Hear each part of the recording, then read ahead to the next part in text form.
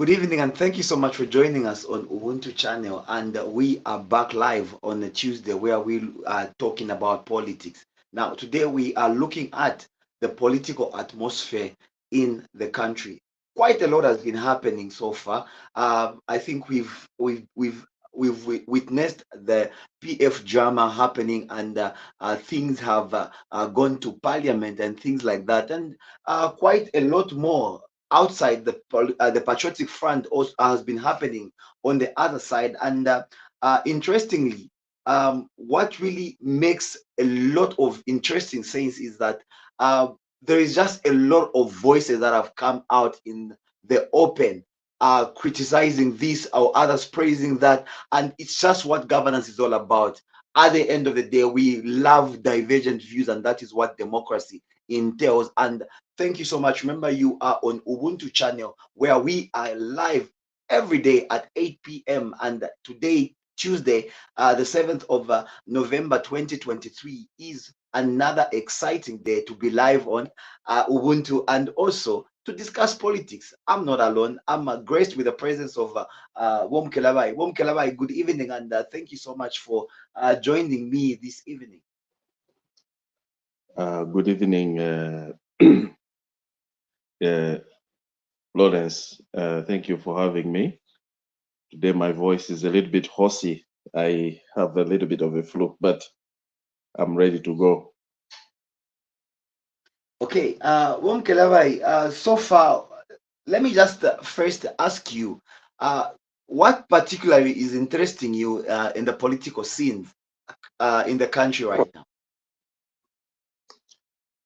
My main interest in the political Mm-hmm, scene, mm-hmm, uh, I know that you want me to dwell onto the wrangles within PF, and when they are making too much noise, they want to uh, smear everyone. They want to smear, or they are saturating the whole nation. Is talking about them. Unfortunately, this is how they are. This is how they are, and this is how they work. And the political situation in Zambia, to me, is very okay. There's the rule of law, and those that are breaking the laws are meeting their punishments accordingly, and they are arrested. Others, they are faced with disciplinary charges. That means that the rule of law is being observed. No one is above the law. And if people are uh, if people are aggrieved with the decisions made by certain institutional authorities, they still have the democratic right to take their grievances to the next forum. Unfortunately, there is the rule of law, and the country, there is no much political tension. The people who are making political noise are those that are having power struggle. And I promise you, it's going to stay with us for some time, because we know how they resolve their problems. They resort into anger, bitterness, character assassination, insultive behavior. There are a lot of things that they are known for, and we know, and they want to also smear this to the government that is trying to mitigate the real issues that the Zambian people are facing, the minimum prices, the cost of living. And instead, here we are wanting to concentrate and talk about politicians, their selfishness, because they are busy, power hungry, in those who are in the opposition, and the misbehavior which they want, that behavior should be tolerated or should be accepted. No, when there's the rule of law, you cannot get away mm-hmm, with the breaking of the law. The law will visit you, whether at the institutional level, at a home level, in a private. The law is always there to visit you if you break the law. So there is no political tension in Zambia. People who are making tension are those who are used, who are coming from the history of violent, history of political unrest. thinking that this government is going to entertain their nonsense. Unfortunately, it is not flying. Today, we have the new sheriff in town, and we just have to Mhm. accept the fact that the rule of law is working. Okay. When you talk of the rule of law, there are people who do not agree with what you are actually talking about. Uh, uh, I can assure you right now, what is hot when it comes to politics is the interview that we had from our Learned Council, that is Mr. John Sangwa, State Council, who actually, most of the things you have said looks at them on the opposite. Mukelabai. No, Mr. John Sangwa has his own political intentions and has his own interpretation of the law. He is looking at this from the other angle, from his own lens, you know, as a person with either an agenda, you know. This is the man I respect, I fully respect the State Council. He is actually one of my former bosses that I worked under him. By then, I was a paralegal working under him, working through instructions from him. And he is a very good man. He's a man of integrity. I respect him. But Mm, it does not mean that anything that he says is correct. You know, yes, he is looking at it from other lens, from his own lens, and some of us we are looking it from the other lens where we are looking at where we are coming from to where we are today. When you look mhm, at the two, you try to make comparison, then you understand to say we are a lucky country that this time around we have the government that is observing the rule of law. And all these dramas that are taking place today in the country because of a section of individuals who are power hungry or who are still bitter because they lost power. That's what I can say for now, because these guys of the opposition, they are creating all these strifes. They are so angry. What are they? Why are they so angry? Look at them. Listen to them when they are talking. It's like they are fighting with who? This is what they were doing themselves. They are fighting against the things that they created. And this current government, when it is there trying to resolve some of this, because the mistakes these people, the damage these people made was so deep that to date, most of these guys, when this current government is trying to fix some of these problems, they feel they feel bad, they feel affected, they feel the pain. And when the same law that they were using against their colleagues, when it is used on them, then it's a bad law. Then you start wondering, how do they want this government to proceed? If anything, from the time this government came into power, this UPND government came into power, we have never, if there has been some violence or some breaking of the law, there are just few incidents. And if you investigate those incidents, you find that those with odd habits are involved. Those pockets of violence are coming from the previous regime, or it's related. So we know, um, we know very well, we are experienced in this. We know how we were treated, or how the Zambian country was then. It was not long ago. We should not paint this blind eye as though now UPND has brought uh, trouble onto the government, onto into the country. There's no democratic space in Zambia anymore. That's not true. Today, people are walking around with the regalia of Edgar Changwalungu on, even when he retired or even when he came back, We have they are experienced allowed. them before. So To me, the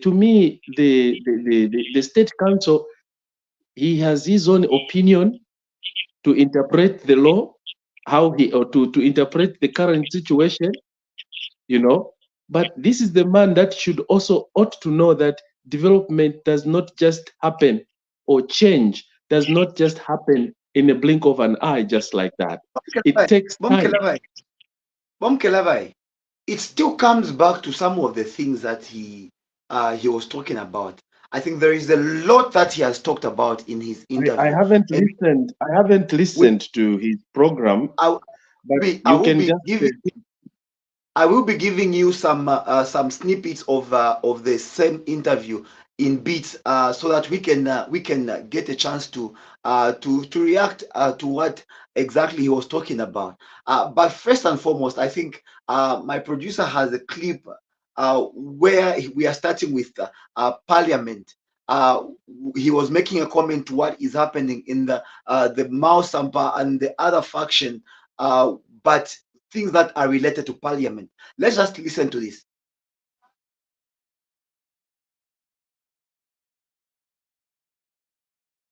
Assembly. We have experienced them before. There is a laid down tradition between the National Assembly and the courts. The position has always been, when you have a matter being litigated in court, that matter is sub judice, meaning it cannot be a subject of discussion or consideration within the National Assembly. So you have two arms of government. They have to respect one another. They should not be able to interfere in each other's position. There are several cases that have happened.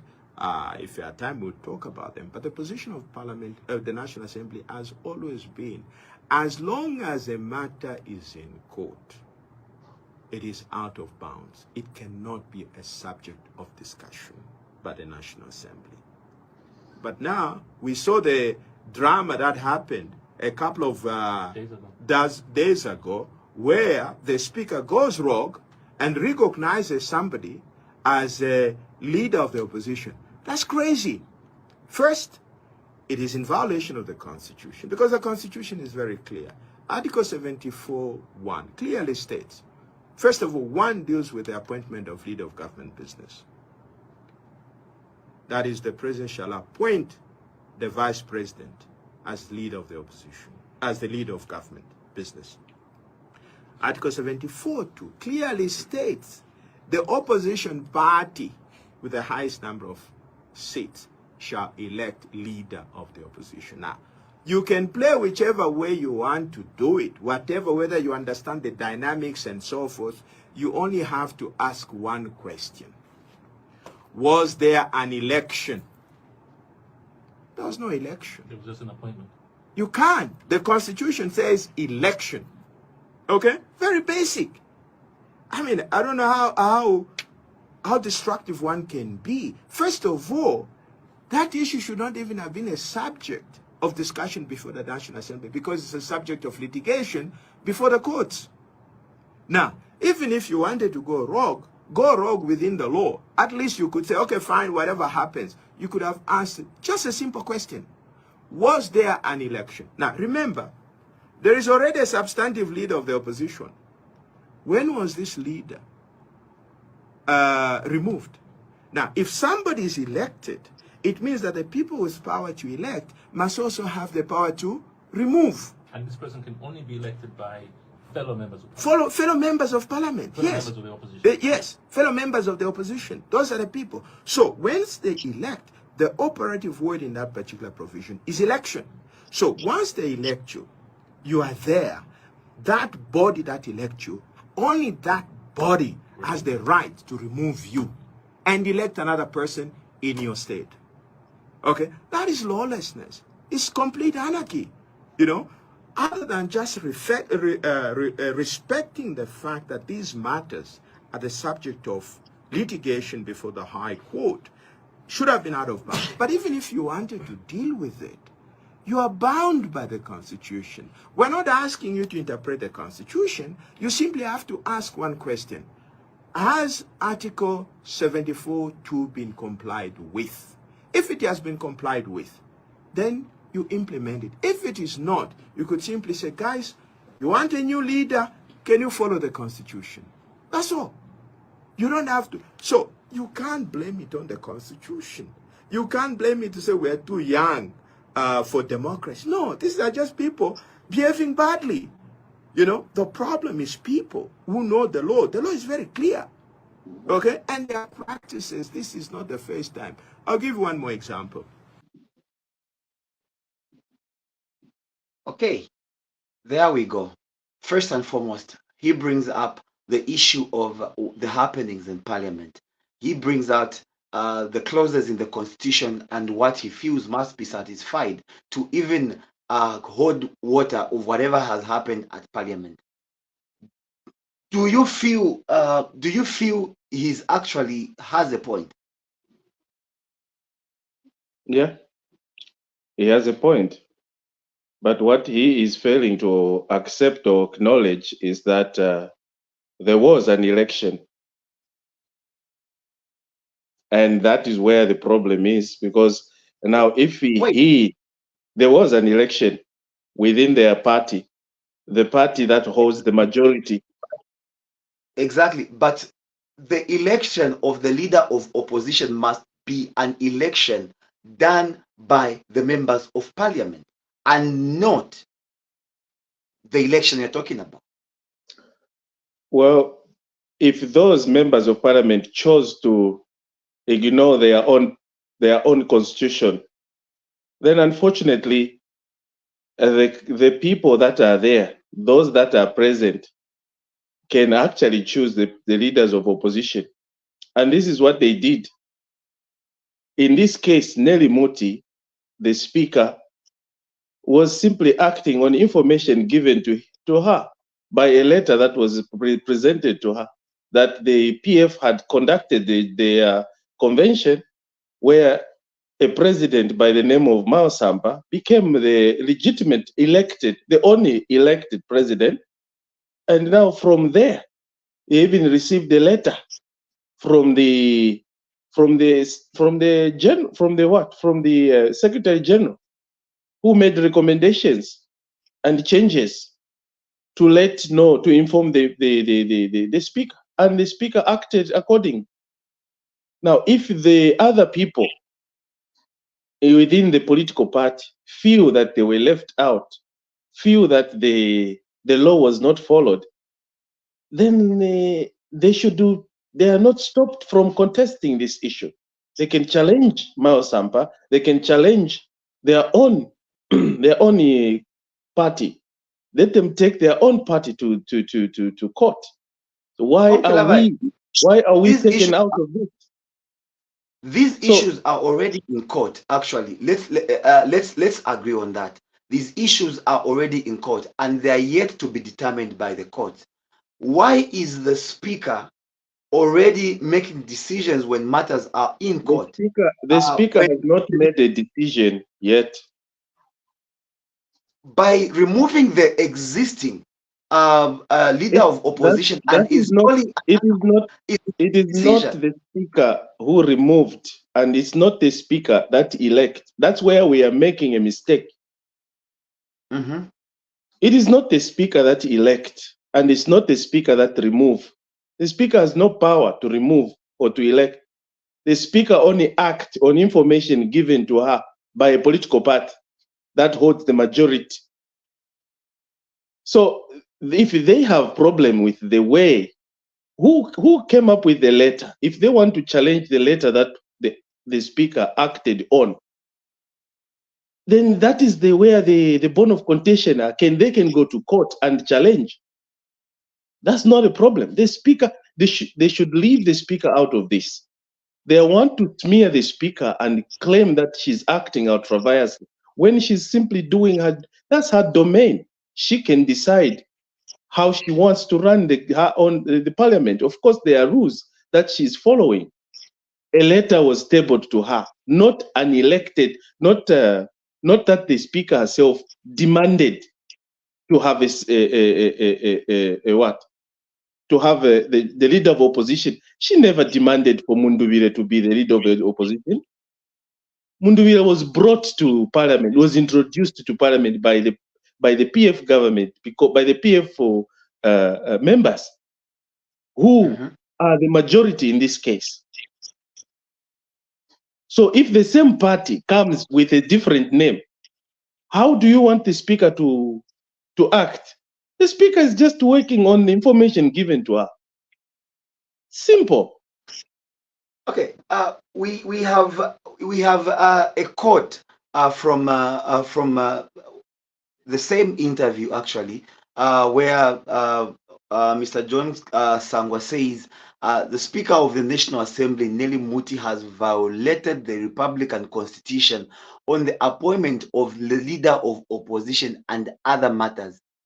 General administration of parliament has gone rogue. That is what he takes from the happenings. Mumkelabai.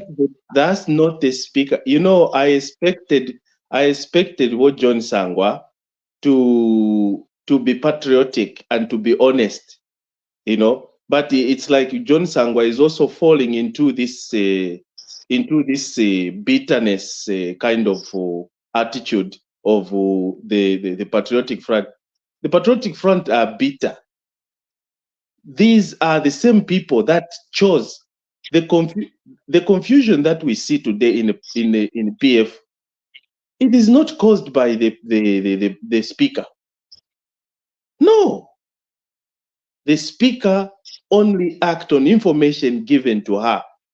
And if she received a letter and she recognized the letter and she acted upon the letter given from a political party that holds the majority, what's wrong with that? How unconstitutional can that be?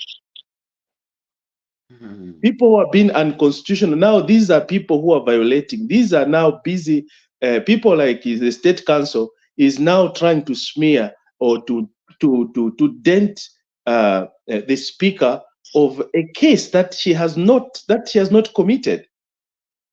If John Mhm. Sangwa feels that the speaker, listen to him for appointing.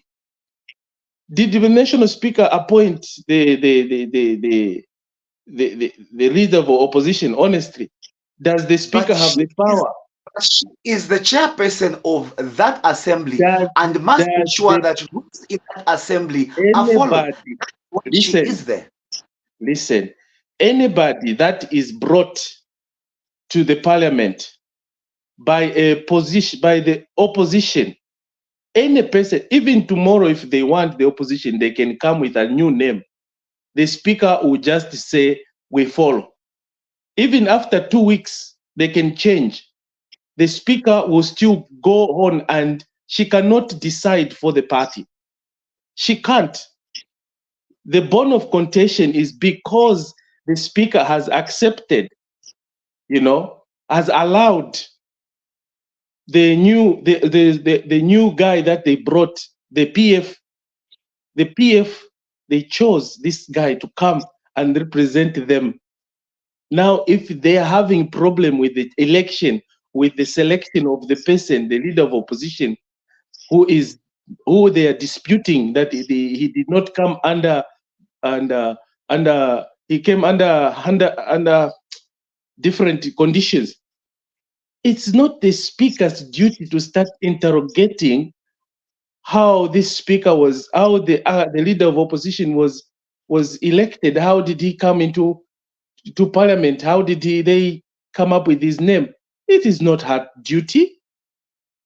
This is where the state council should be honest with in their presentations to the nation, because people are going to interpret this differently.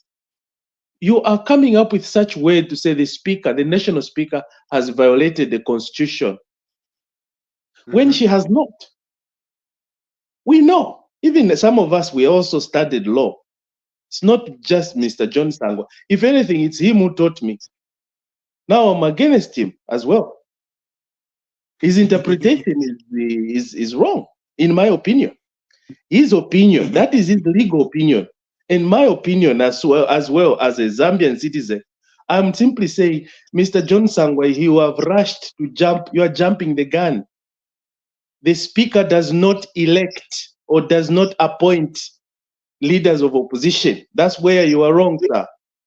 It is the I political think you party. are not understanding what he's saying.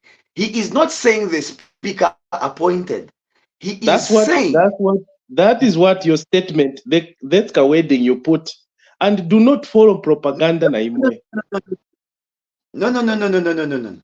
What he is saying is the leader of opposition was not elected, should have been subjected to an election before she can actually go on and recognize that leader of opposition who was just appointed. And why By the way, why should that be the speaker's issue, business?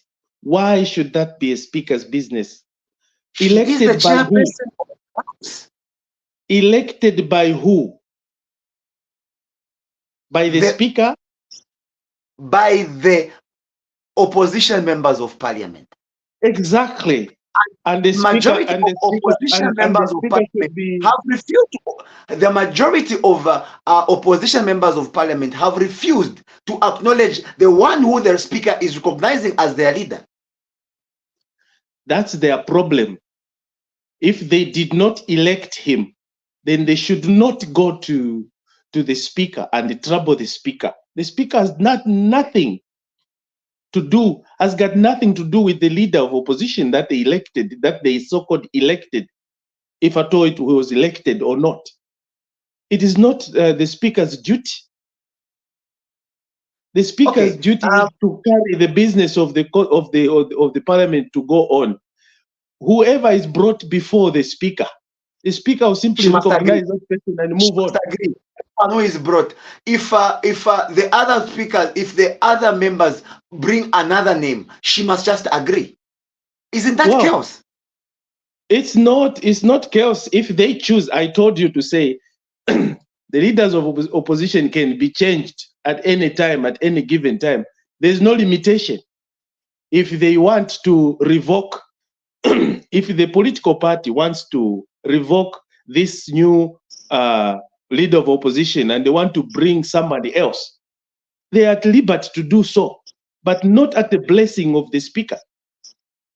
But the speaker will need to continue and they will need to fill that gap of the leader of opposition. Someone has to step up and take over the leader of opposition. If they want, they can put in someone to act as the leader of opposition. The parliament should move on. The business should proceed.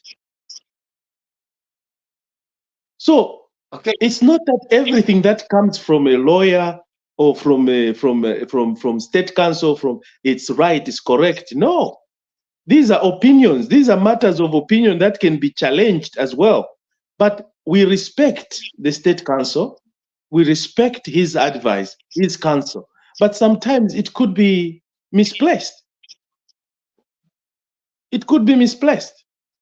The interpretation of the law can be done differently. Like he himself, he said it in one of these interviews, that the way we interpret the law, if we are in agreement with the Constitution, if we are in agreement, both of us, then that agreement then carries the day. But if we're in disagreement with what is written in the Constitution, then that's where now we challenge. Now we take that matter before the judge, and then the judge will interpret for us, isn't it? Okay. It is coming from the John Sangwa himself. So if we disagree with his interpretation, listen, let me give you an example of what happened during the third term bid.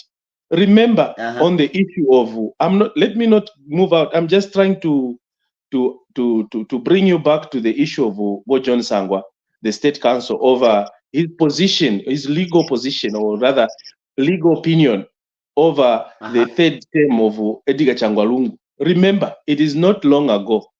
He was in agreement with the Constitution, according to him, that Edgar Changwalungu had held office twice, or he was elected twice, or he was sworn in office twice. Therefore, he does not what? It was coming from the very John Sangwa on this forum, Mhm. on the media. It was not long ago, but the court Yeah. decided otherwise. So what should we say about what John Sangwa's opinion? It can now today what John Sangwa is an agreement with the constitution to say the court has said so. We have nothing to do. We can't disagree. Even when he had a Mm. different opinion, but he lost out. Yeah. That argument, his argument, fell off. Actually, So he meaning, did mention. meaning He even did. this time around, when he's busy saying the speaker has violated the constitution, how does the speaker? You should not even put words in the mouth of a speaker. The Mhm. speaker has not even dealt with this with the constitution yet. It is the political party that is causing confusion, and when it smears the legislature, then you want to claim that the legislatures are the one is the speaker is the one who is violating the constitution. No, the problem is within the party. Let us not confuse the two. And moreover, that's the opposition party. Let them sort their problem there, and let the Mukelabai, legislature deal I'm with their going to matters. ask that we move to the next, because there's quite a lot that we need to deal with when it comes to what the state council has said to the nation this particular day. Um, there Now is we should not take everything. Listen, we should not take everything that the state council has said as gospel truth. That's his opinion. no, Okay, that is why we have this platform where we are we free to can. react and give probably counter opinions and all that. That is But why have this you heard? opinion is. But have you heard the position of the government over this issue? Instead of us looking at one only on one side, listening to the state council's advice, what about the government's position? What's this position of the government today? Or what is the The government position of the is able to or the respond. Law Association of Zambia? What are they The, saying? What's the position over this? What's the position of these NGOs? What's the position of the churches? So these are issues that you need to bring in as you interview people out there, not just okay. one-sided. Thank you so much. But there is another aspect that you brought in, and this one has to do with uh, the the uh, the continued stay of the president outside State House. And if I may quote, he said, "Someone will pay for the daily costs being made to transport the president from a private residence to State House. Government has established facilities for the president to live at State House since 1924. When there is no law to back an action, create a law to back that particular action to avoid future consequences." I think this is some sort of advice that is giving to the government today to say he understands very well that there is no law that stops the president from staying at his private Exactly. residence, but he believes that somehow, somewhere, this act might cause him problems in the future when governments change, because some people want to know who is going to pay for all the expenses. Remember, there is always police lining up almost every day to give that kind of security to the president as he moves from community house to State House every single day and back. And you can talk of all the logistics, talk of fuel for all the policemen and all that, those costs that are being met. So he is saying, if there is no law, I think he admits there is no law, but it is better a law is created to seal that void so that the president can be safe in the future. Do you agree with him? I totally agree with him. I totally agree with the state council on this one.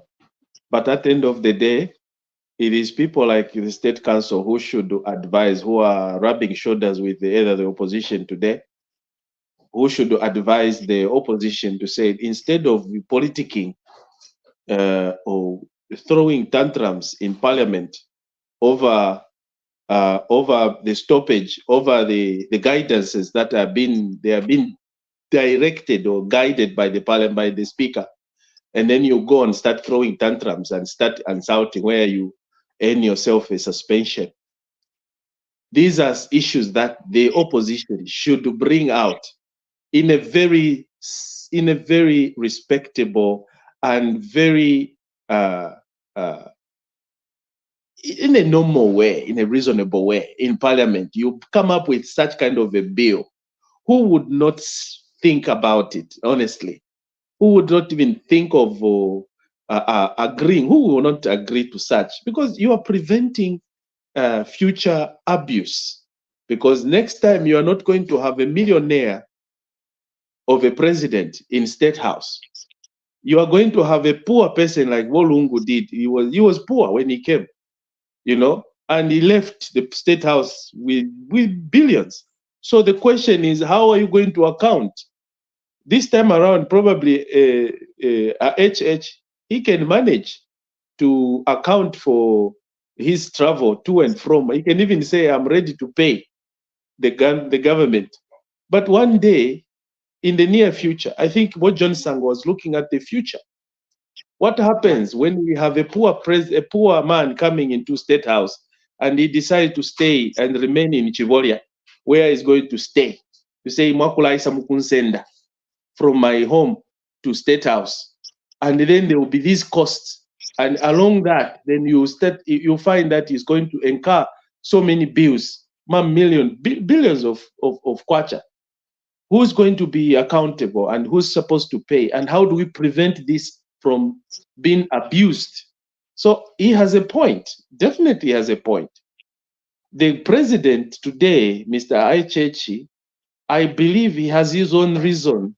And the reason why he took up this stance is because there's no law that prevent him from doing this. It's just politics. We've heard Edith Nawakwi talking about it. Everyone, then the president, others they've been accused of, no, one person was run. Others they're complaining of time, that whenever the president is passing, is taking away their time, as those they are good at keeping time. Is taking away their time. They go to work late, blah blah blah, all sort of accusation. But if they have a point, make it a law. Use this parliamentarian instead of throwing tantrums and making showing their bitterness and trying to make a name for themselves in parliament. These are things that they should make names for. That this act or this piece of legislation was brought out by Munia Zulu, was brought out by JJ. It was an initiative where you are going to be remembered for the rest of your life. But instead, what do we see? You are throwing stones to the people that are supposed to decide or preside over you. And that's where you throw stones and expect to be treated with baby gloves. They won't. Today we have suspensions, people being suspended, so it is just the behavior of our politicians today who have reduced the parliament from making laws into now a theater club where we have to now. This is where they're going to now show their so-called muscles, or that to show that they are able to talk.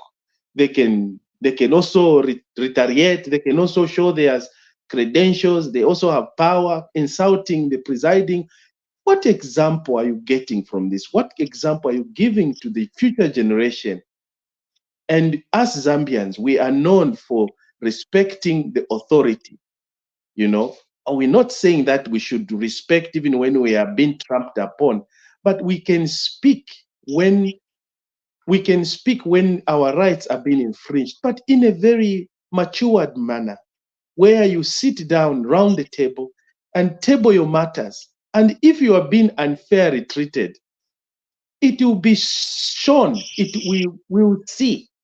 The whole nation will see that you are being treated. But instead, you are giving reasons to be suspended or to be fired or to be treated or to be arrested.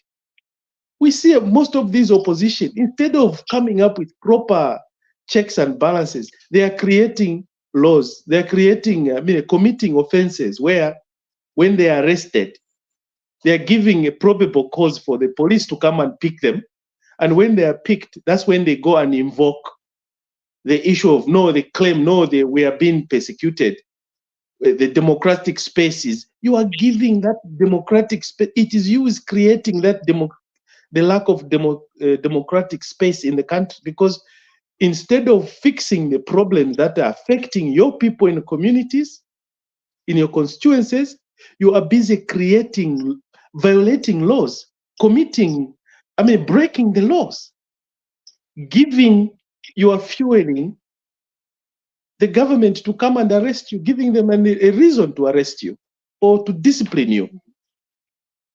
Well, So, Mukelabai, I'm tempted to ask, why is it that State Council John Sangwa has moved from being a darling of the United Party for National Development, UPND, to uh, just a noisemaker now? no. That's not true. That point, that statement you are putting there, that's just that's wrong. You cannot say he was a darling of UPND and he is a noisemaker now. No, he is not a noisemaker. He's Mhm. just against certain things that are working, that he has seen that things are not working in the right direction, and he's exercising his democratic right. That's why there's so much freedom in Zambia today, that this democratic space that people are talking about, it is being enjoyed. We can see that the lawyers can come and give their own opinion. We are here, we are talking, you are there. This, which is a thing that never used to happen. So Wosangwa, he may have agreed with HH when he was in opposition, and now that the HHA and the UPND are in government, of course, it's not that this government, everything they are doing, it will be smoothly and they will just follow everything doing the right. They will also hit some turbulences. They will also be So, lacking in certain. So this is where we looking need at people like what State understanding Council that, to come in and understand offer some kind of guidelines, guidances. Yes. he I asked that because today he was actually very critical of the government. He mentioned that you cannot develop a nation based on lies. I think this is to suggest that probably the UPND overpromised when they were coming into government, and some of the promises that they made to the people of Zambia maybe might not even come to be seen, might not manifest at all in this course of the term. Also, he has also said that he gives UPND government so far an F. It's a failure. Yeah, you see, that's the problem when you are I want to call it premature. Uh, if you have a girlfriend and you have a problem, or you have a wife and you have a problem, I will in bed, that instead of waiting or having foreplay and play until you reach, and then you know what I mean. And if you have a premature problem, then you may need to go and get more help from medical practitioners. In this case, I feel like we are jumping the gun. Most of these people who are busy condemning the UPND government today, they have that kind of a problem, because they don't have patience, and they are not being honest. They are just being unreasonable to their friends who inherited a lot of big problems in a country. Had the UPND inherited a very viable economy that was maybe 80% okay, doing well, I would simply agree with him. But UPND inherited an economy that was actually, this country of ours ought to have been bankrupt. It would have been bankrupt had PF come into power we're going to hear that Zambian government has been declared bankrupt because of the manner in which at which they were, the rate at which we're going, you know. But this is what these guys who are busy opening their mouths anyhow, they are forgetting that this government, when it came into power, it did not just find everything moving smoothly. People that were running the government, those in the government institutions, the systems were all totally damaged, destroyed. It would take time for us to build the trust. Already, here we are, condemning the judiciary, pointing fingers at the legislature, pointing fingers at the executive. The institutions have lost their credibility. Why? It has not started today. These institutions, or the three arms of government, lost credibility from the previous leaderships. Now, today, when this current government is trying to bring some kind of sanity, of course, as they are bringing sanity, many people that were comfortable with disorder will definitely cry foul. I promise you. They will cry the loudest. And this is what we see, because they're not used to this kind of governance. They are used to chaos. They're used to violence. They're used to shortcuts. They want to be oiled. Today they are calling the current government to say they are stingy. Why do you think they are calling them like that? They are calling them because they are trying to reserve the money for the country. They are trying to preserve, and that is not Mukelabai, the background where we are coming from. We I'm are sorry to coming just from a cut you short. background. I'm Yes. sorry to cut you short a little bit, but we have something, an item that we have just received right here on Ubuntu channel. For those who are on Facebook, can actually visit the Ubuntu channel Facebook page and check the latest news item where 19 members of parliament have been suspended from parliament as the speaker cracks the whip. So we are looking at suspension of 30 days to these members of parliament. We have Kamfisa member of parliament, Christopher Kangombe. Obviously, the reasons are very well known. We have Mporokoso MP Brian Mundubile, Lundazi MP, Brenda Nyirenda, Chilubi MP, Mulenga Fube, Lumezi MP, Munia Zulu, Fera MP, Mano Tembo, Nkana MP, Binyo Mpundu, Kalushi MP, Kampamba Mulenga, Mambirimba MP, Jin Chisenga, and I know. Maureen Mamunga of Mfue.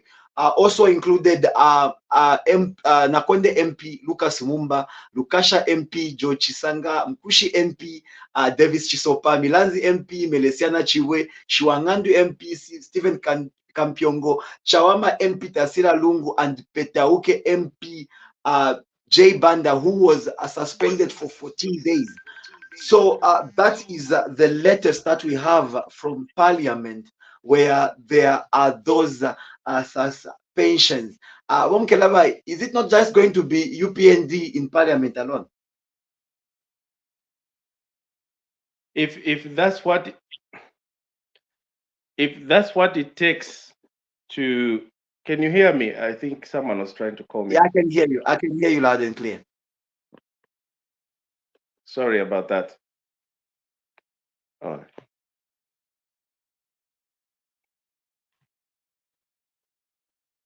Do I still have you, Mukelabai? Yes, I'm here. Can you still hear me? Yes, I can hear you. Please, you can go on. Yes. Let me just fix it. Someone was trying to call me, and but All is right. it okay if I'm speaking? Can you still hear me while I'm talking? Yes, we can hear you. Okay. Yes. What I can say is that the PF I think if you are to follow uh, this issue, you will find that most of the people that have been suspended are of the Patriotic Front and few independent members. And the reason why they have been suspended is because of their behavior, their unruly behavior or unreasonable behavior. You know, they steer this unreasonable behavior. They are the reason why this these suspensions are given to them.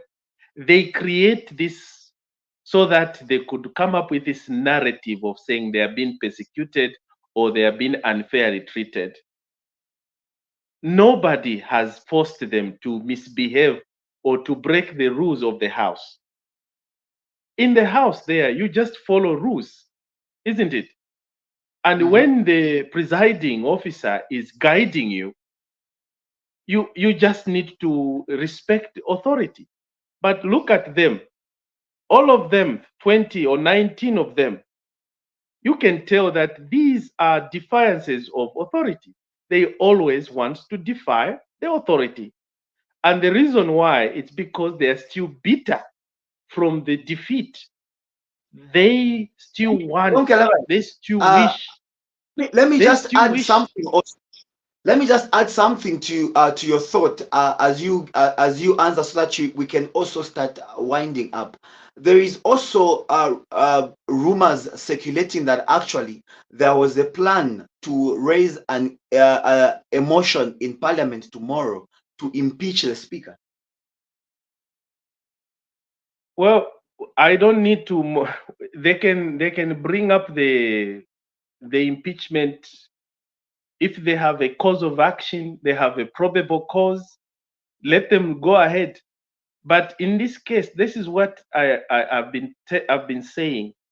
The PF, you are busy giving reasons to this government for them to act otherwise against you. Why are you doing this? Is it deliberate? Is it a deliberate move? Because why is it that other members of parliament are not in conflict with the authorities? Even when they are busy trying to, even when they even the ones that are producing better results than you. Why is it that only these individuals are found to be the victims, to be breaking the laws all the time? Sometimes we hear them being imprisoned by the police. They are arrested by the police. Others we hear they are in conflict with citizens outside. Others we hear they even take the matter to the decorum, the house of the law, the lawmaking, the legislature. That's where they go and start creating all this unruly behavior. So they are the reasons. They are the ones that are giving reason for them to be punished.